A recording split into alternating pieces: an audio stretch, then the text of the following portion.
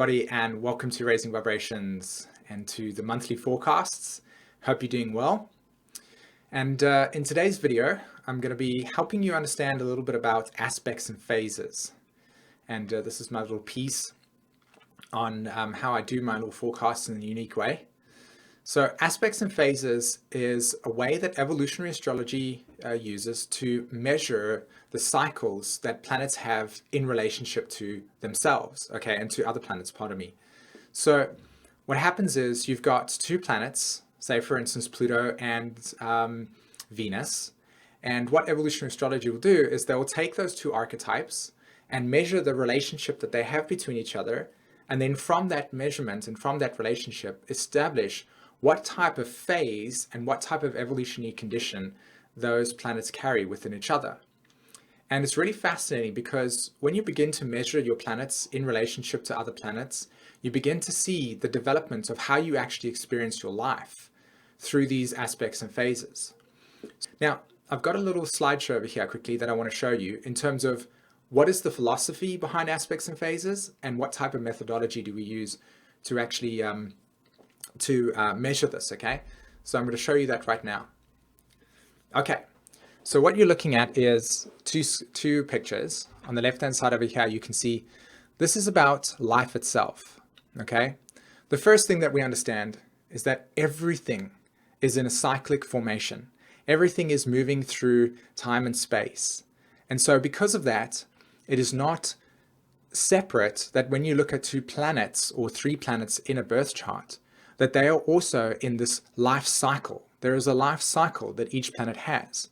And each planet in relationship to another is reflecting where that life cycle is.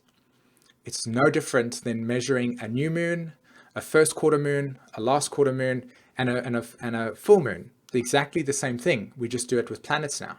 And you can see that when you have a new moon, there's a new intention. When you have a full moon, we're coming into a halfway completion cycle. Again, phasal relationship and life, how it's evolving. The picture on the right-hand side reflects to us that everything is in relationship to everything else. Everything. Okay, it's like a revolving door. The moment that you walk through a revolving door, as you're moving outward, somebody from the outside is coming inward, and that door is revolving us around it.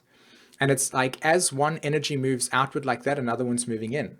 And everything is in a consistent relationship with everything else. And so because of that, it's natural for us to understand that when we look at planets in our birth chart, there's a natural cycle in terms of awareness, and there's a natural phasal relationship that exists between planets. And when we measure that, what we get is this beautiful harmonic dynamic of where we are in our consciousness and how that has been developed. Okay? And the next thing is how do we actually then establish and what methodology do we use in order to understand these aspects and phases? Well, in evolutionary astrology, you work with the planets, okay? So you've got Mercury, Venus, you've got Mars, you've got Jupiter, Saturn, Uranus, Neptune, and Pluto, okay? And then you have the sun. Now, in this diagram, everything revolves around the sun. So when you measure something in evolutionary astrology terms, there's always a focal point, right? There's a focal point, and there's always a planet that's in relationship to that focal point. And the way that you understand what focal point you have to look at, you understand the relationship that these planets have to the sun. So the sun will always be a focal point, okay? That's so when you say, for instance, want to understand the phasal relationship between Neptune and Jupiter, well, then it has a little bit of a different cycle, but still the same. When you measure planets in relationship to each other, you're measuring the fastest moving planet in relationship to the slowest moving planet. The fastest moving planet in relationship to the slowest moving planet. So therefore, if I had to say, for instance, ask you, what is the phasal relationship between Jupiter and Neptune? You would go, Jupiter is the fastest moving planet, Neptune's the slowest moving planet, and so therefore, Neptune would be your focus point, because the slowest moving planet is always the focus point. And that's the key that I want you to take away from this conversation. When you measure aspects and phases in your chart, you're measuring two things. One, if you're measuring it against the sun will always be a focus point. So you're always looking for the focus point. And that will always be the sun if you're comparing it against something. Secondly, if you're comparing two planets with each other, you always measure the slowest moving planet as the focus point. So what happens now is you go, okay, I've identified that Neptune is the slowest moving planet. Jupiter's in relationship to it. And so then how do I understand how this works? Very simple. You get a little chart. And this is courtesy of the Evolutionary Astrology glossary, an ebook. And as you can see here on the chart, you've got this whole entire thing. New phase, crescent phase, first quarter phase, gibbous phase, all these phases. And each phase represents an aspect of development. So what you would do is you would take your slowest moving planet and put it at the 0. You would take your fastest moving planet and mathematically calculate the degrees of separation. Okay, so if Neptune's here and Jupiter, say for instance here, you would see that Jupiter is exactly 90 degrees, 90 clicks away from Neptune. And by understanding that phasal relationship, you would go, okay, it's a crisis in action square. And this is what I love about it so much. When we look at squares in astrology, we're like, oh, it's a square. But in EA, there's two types of squares. There's a crisis in action square and a crisis in consciousness square. And they're remarkably different in the sense. Okay, so you can actually try and read your chart. So I've got Pluto square Mars as an example. The way that Pluto square Mars is going to work in your chart, if it was crisis in consciousness versus crisis in action, are going to be remarkably different. Now, when you have that power within your own awareness to apply that to your chart, you can actually see what you're specifically looking at in terms of your evolutionary development. And it's really, really fascinating. So the next time you begin to understand your chart in terms of aspects and phases, I highly encourage you to learn about aspects and phases, to go and investigate it. And part of my astrology school, I actually teach this when I educate anybody that's wanting to understand evolutionary astrology. So this is something that when you really want to get into astrology, it's something you don't like miss because it's so empowering. I'll give you a quick example again, just before we jump into this, okay? Let's say, for instance, I have Jupiter and I'm measuring Mars and Jupiter, okay? We know that Jupiter is the slowest moving planet in relationship to Mars. So Jupiter stands there, and we will say that Mars is exactly 300 degrees, okay, away from Jupiter. In other words, Mars has gone all the way around the astrology chart like that because it's moving in that motion, and it gets all the way to that 300 degrees over there. Now, Mars is what is called in a last quarter phase in relationship to Jupiter.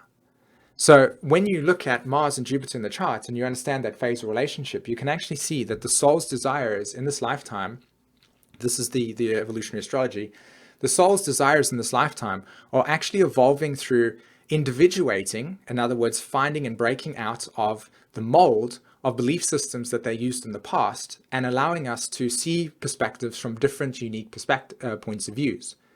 That's the way that Mars and Jupiter in a very plain way would be operating in somebody's chart. Now you come into a world that is very like homogenized and very sort of like this is how truth is and this is what it's got to be, and you put somebody in that's natural tendency is to not follow those rules.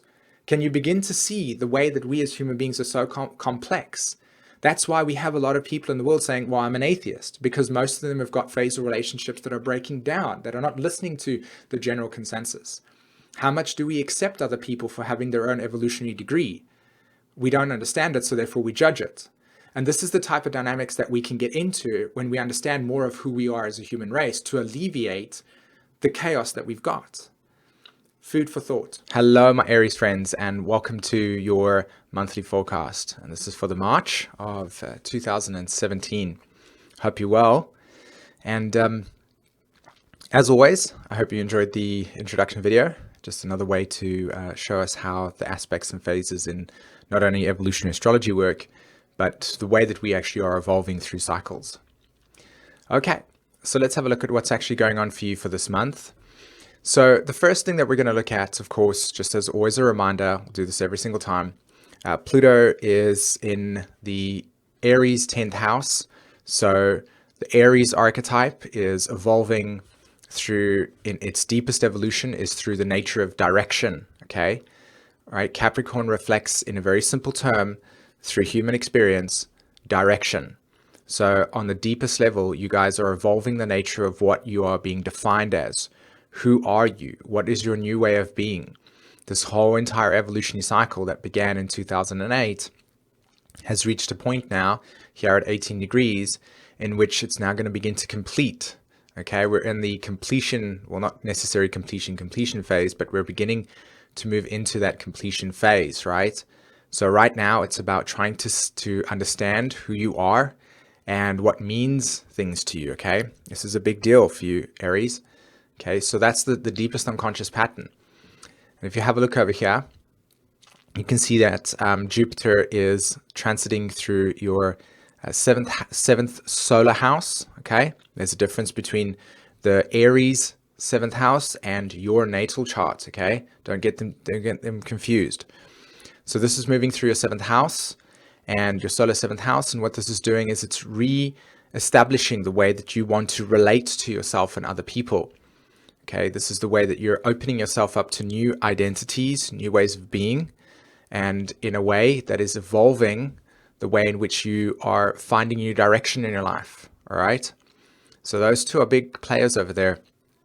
And of course, because of Jupiter being in Libra, there is an expansion here. Jupiter is also retrograde. So right now we're dealing a lot with understanding what type of philosophy do you want to use in social situations that influence your life direction. What type of philosophy do you use in social situations that influences your life direction?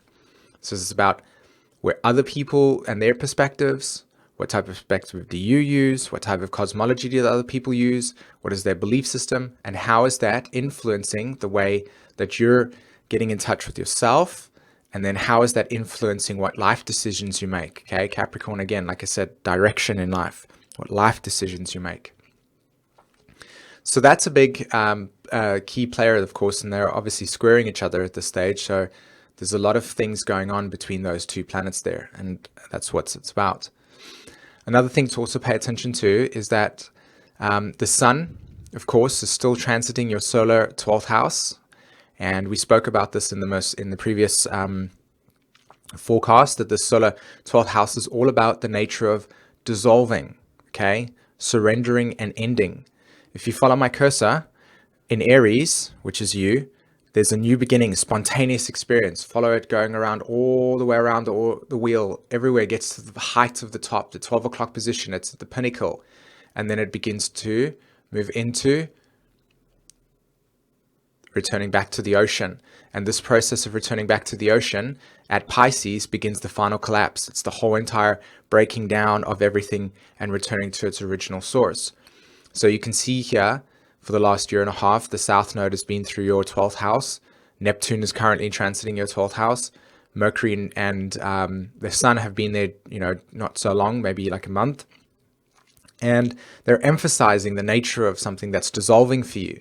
And to me, I feel the nature of what's dissolving is the nature of your belief systems, right? With Saturn there being in your 9th house, and the nature of the type of social interactions that you have with people and how that's unconsciously influencing your decision-making and life direction. So those are big players in terms of what's going on there for you, right? Surrendering, ending, and re-establishment.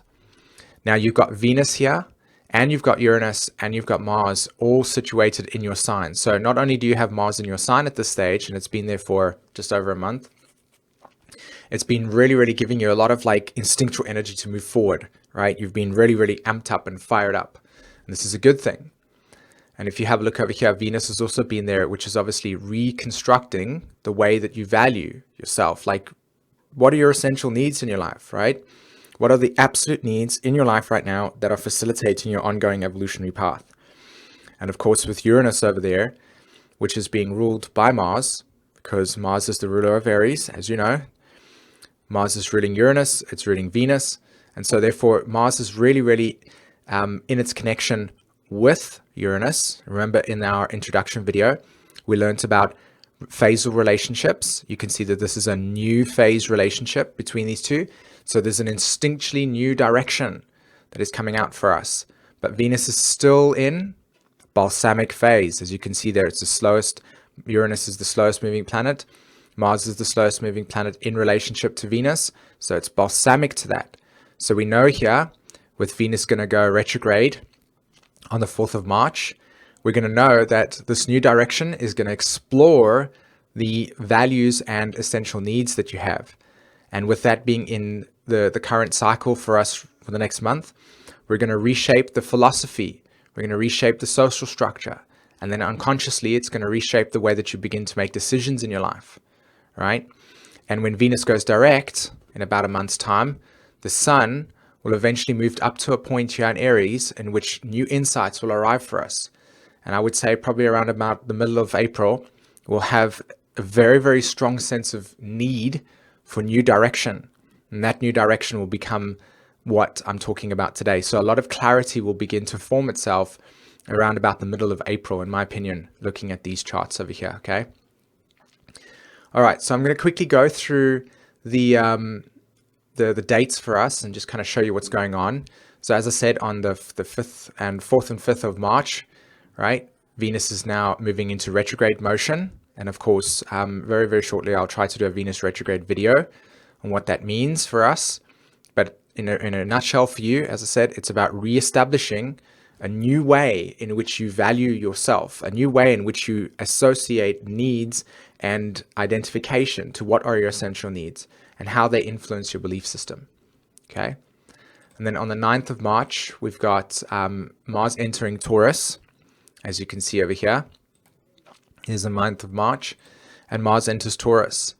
And look what happens. Look at this beautiful grand trine that's actually taking place right now, right? With Saturn, the North Node, and Mars. And that's a big deal for us because that's going to be what's going to shift our inner sense of values around this Venus retrograde. So Venus goes retrograde, and then we have this trine that begins to take place that initiates a new direction for us.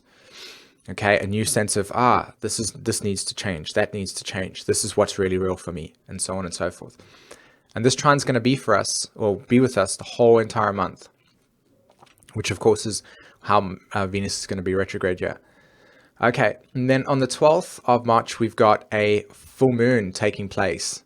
And that's going to be, there's the sun in Pisces and the moon, of course, in Virgo. And that opposition, that full moon over there, is going to create the dynamics in which we're coming to surrender old needs and begin the process of finding the new needs, right? But this is more about a completion phase around our needs. Okay, and then on the 13th of February, we've got Mercury entering Aries. So once that full moon has happened, Mercury moves into Aries, and we begin to then initiate new questioning, new sense of thought patterns around, okay, so what are my needs? What is going on around what I want with my life, etc. And then on the 20th of March, we have the sun enter into Aries. So on the 20th, for you, happy birthday, we'll have this new instinctual direction available for you right now. And that's a great thing because once the sun enters Aries and it begins to make a connection with Venus, and Mercury's been in Aries as well, this whole entire connection is going to shift the attention from dissolving, and it's going to bring our attention to, okay, I need to instinctually explore and try new things out. So from the 20th onwards, it's about experimentation. A lot of anxiety because it's like, oh my God, am I going to get it right? Am I not going to get it right? And then on the 22nd, I do want to pay attention to the fact that Pluto will conjunct the moon, creating this huge T-square. And I feel that T-square in itself between Jupiter, Pluto, moon, and of course, Mercury and Uranus is going to create a deep inner state of, okay, it's time to make a change. It's time to now act. It's time to use the energy. So on the 22nd, this is the time to use the energy to shift your new ideas, okay? Because once that conjunction takes place, we're moving into the moon's phase coming up to Aries, which means a new moon. And that's the new direction. So that's it. On the 27th, we've got the new moon taking place for us. Have a look over here. There we go. And that's when there's going to be this whole entire energy cycle of, okay, now I've thought about it. I've had some emotional experiences that have shown me those things are not working for me anymore. And now on the new moon event, the seeds for the new direction are going to begin to overlay into our consciousness. And this is where everything's going to begin to then push forward for us. This is where we're going to begin to make these new directional changes. And you can see that that grand trine is in place still, which is amazing. And then on the 30th of March, of course, Jupiter squaring Pluto. And this is not, again, one of those squares that are going to be taking place. Jupiter's at 19 degrees and so is Pluto. So that's an exact square. And that exact square is going to create an intense limitation within yourself that's going to ask you to really, really, really recognize what are your essential needs. And that's part of the process that will begin to then shock us into a state of, okay, I don't want this, I don't want this, I don't want this. This is what I do want. And that's, of course, still consistently evolving that Venus retrograde. This whole entire month is about Venus retrograde. And then finally, on the 31st, Mercury will enter into Taurus. And again, Taurus is the archetype ruled by Venus, and Libra is also ruled by Venus. They're co-ruling. So we are focusing again on those essential needs. And as Mercury goes into Taurus, again, asking those questions. This is what I want for myself. This is not what I want for myself. And beginning to lay down the foundations, okay? All right, my Aries friends, hope you have a fantastic month.